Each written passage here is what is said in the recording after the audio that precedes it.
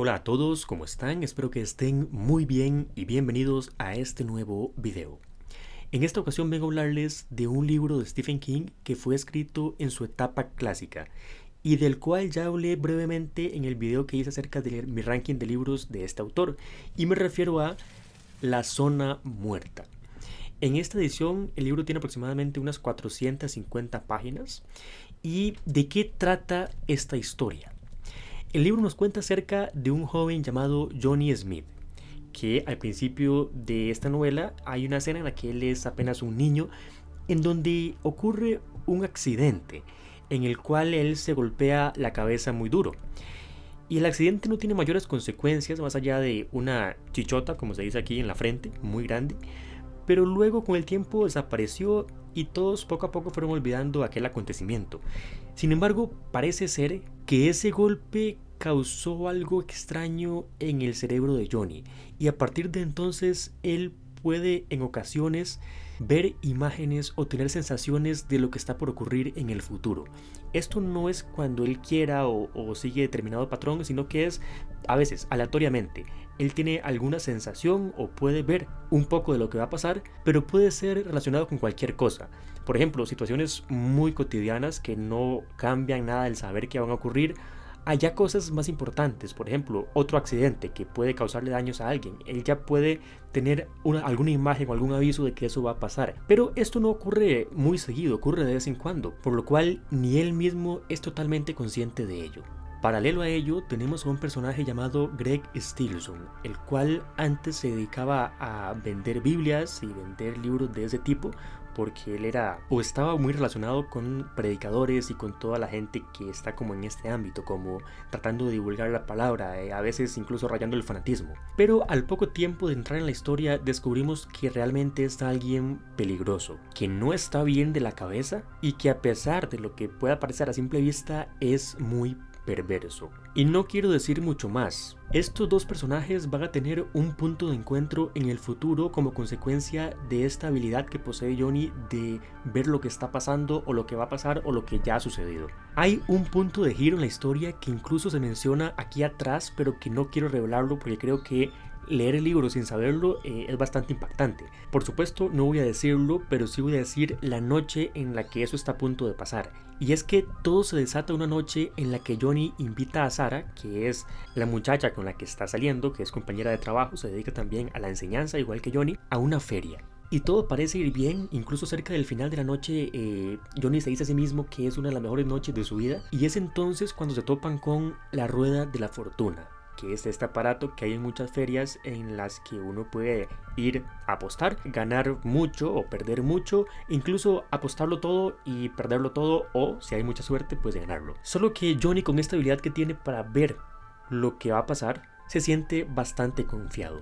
Todo el ambiente va construyendo algo para que nosotros nos demos cuenta de que algo no está bien, de que algo muy malo está a punto de pasar. Incluso Sarah se siente bastante mal y va empeorando conforme pasan los segundos. Y es justo esta escena el detonante del primer punto de giro de la historia, punto que no voy a mencionar en esta reseña.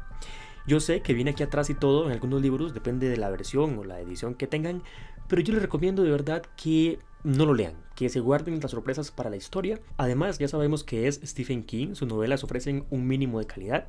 Yo creo que las sinopsis sirven más que todo para autores que no conocemos o historias que encontramos de repente en una librería, así que es mi recomendación. Pero bueno, dejo hasta acá lo que es el argumento de la novela y entramos en lo que más me gustó.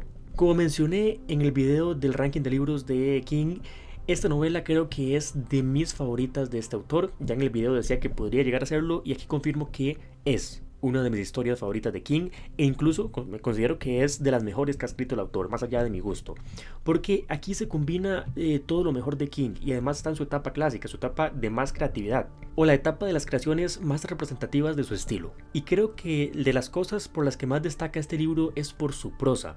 King tiene todo tipo de historias con prosa muy sencilla, con prosa un poco más trabajada, pero la que encontré en La Zona Muerta creo que es de las mejores del autor. No se nos da toda la información masticada, hay partes que se describen de manera muy metafórica, por lo cual hay que estar atentos, y eso me gustó muchísimo. Las descripciones de los personajes, de sus pensamientos, la ambientación, todo creo que se disfruta más con una prosa así de arreglada, incluso con muchas pinceladas de ironía. Los personajes también me gustan mucho, solo que a veces creo que pecan de ser o demasiado blancos o demasiado negros. Sí se mueven en la escala de grises, pero hay unos que sí son como muy blancos, evidentemente blancos y otros evidentemente negros. Con esto de blancos y negros me refiero a la escala moral de los personajes. Pero lo cierto es que llegué a empatizar muchísimo con cada uno de ellos.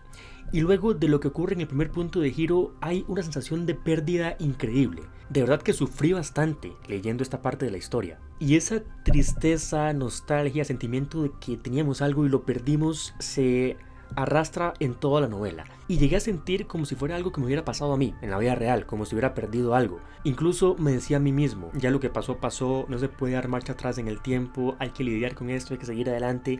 Y todo esto provocado por una novela, por palabras escritas, creo que es muy bueno. Además, me gusta muchísimo cómo se retrata este don, esta habilidad, don entre comillas, porque vemos que a Johnny no le trae a su vida cosas muy buenas, no es como un superpoder, como que ya ahora va a ser un superhéroe, sino que se explora todo lo malo que eso puede traer, como más bien esto prácticamente le arruina la vida, como la gente lo ve como un bicho raro, como ya en el mejor de los casos lo tratan de manera distante y en el peor de los casos lo tachan de monstruo. Y creo que el cómo Johnny lidia con ese sentimiento de pérdida que mencionaba, junto con todo lo que le trae esta habilidad, este don, es lo mejor que tiene este libro. Además, tengo que destacar que es la primera novela en la que aparece Castle Rock, que es uno de los pueblos más míticos de Stephen King junto con Derry. Los libros de Stephen King, pese a que todos coexisten en una especie de multiverso, incluso algunos en un mismo universo, en un mismo mundo, y llegan a compartir personajes y todo, son bastante independientes a la hora de leerlos. Yo puedo leer El Resplandor antes de Cementerio de Animales, Cementerio de Animales antes de El Misterio de Salem Slot, que no hay mayor problema. Sin embargo, en los libros ubicados en Castle Rock, sobre todo los de la etapa clásica, porque ya veo que Elevación y La Caja de Botones de Wendy, por ejemplo, no exploran mucho lo que es el pueblo y sus relaciones, tienen muchísimos personajes en común, hacen referencia unos a otros de cosas que han pasado, incluso llegan a spoilear otras historias que ocurren en Castle Rock. Por lo cual, en lo que libros ubicados en este pueblo respecta, lo ideal es leérselos en orden de publicación, o sea, iniciando por La Zona Muerta. En este momento no recuerdo exactamente cuál es el orden, pero sí les aseguro que este es el primero. Yo leí, por ejemplo, La Tienda y me hizo spoilers de Cuyo, o Cujo, como le quieran llamar. Pero bueno, eso es otro detalle para que se decidan a leer este libro. Además, creo que hay que darle mucho mérito a esta novela, y es que nos describe casi letra por letra lo que llegaría a ser el panorama electoral en Estados Unidos en las próximas décadas. Y es que todo esto que vivimos en la actualidad con respecto a la campaña de Trump, cómo se vale del odio de la gente, del miedo, de la xenofobia, del racismo para hacer su campaña y para que mucha gente lo apoye y se vuelvan fanáticas de su partido, de su persona más bien, lo vemos ya en esta novela, una historia escrita en 1979, o al menos publicada en ese año. Y es que el personaje de Greg Stilson va a verse poco a poco involucrado en lo que es el mundo de la política, va a tener grandes aspiraciones y toda su campaña es muy similar, de verdad muy similar a la campaña de Donald Trump.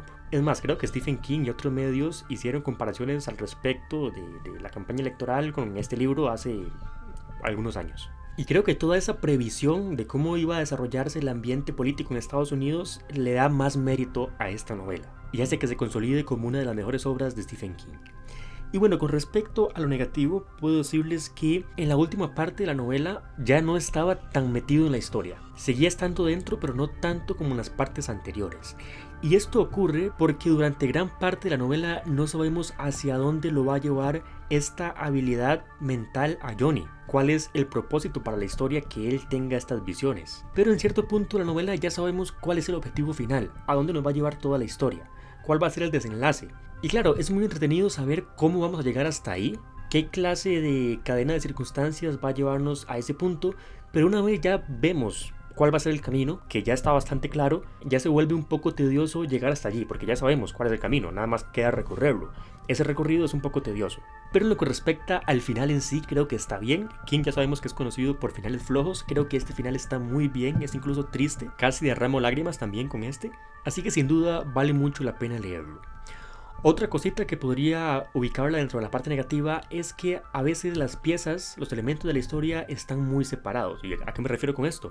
En que a veces se nos introduce un elemento que va a ser importante en el futuro, pero muy en el futuro. Entonces puede que al principio de la novela tengamos una escena en específico que de momento no sabemos con qué está relacionada ni a qué viene a cuento, y luego ya más adelante, mucho más adelante, se retoma lo que pasó en esa escena. Pero creo que el problema es que transcurren muchísimas páginas antes de que se retomen ciertos elementos, lo cual incluso hace que al llegar a esa parte ya se nos haya olvidado lo que pasó en esa escena y haya que devolvernos para tener más fresco en la memoria lo que había pasado. Y no ocurre solo con una cosa, ocurre con varios elementos que tienen estos distanciamientos bastante grandes entre cuando se introducen y cuando se retoman. Pero más allá de eso, creo que todo lo que tiene este libro me gustó muchísimo. De verdad lo recomiendo bastante. Entra en mi top 10 de libros de Stephen King. Ya luego cuando hago un video actualizando esa lista de mis libros favoritos, ahí se darán cuenta en qué he puesto. Pero de momento te lo recomiendo muchísimo. Comenten si están de acuerdo conmigo. Si no lo están, ¿por qué no lo están? Y nos vemos en el siguiente video.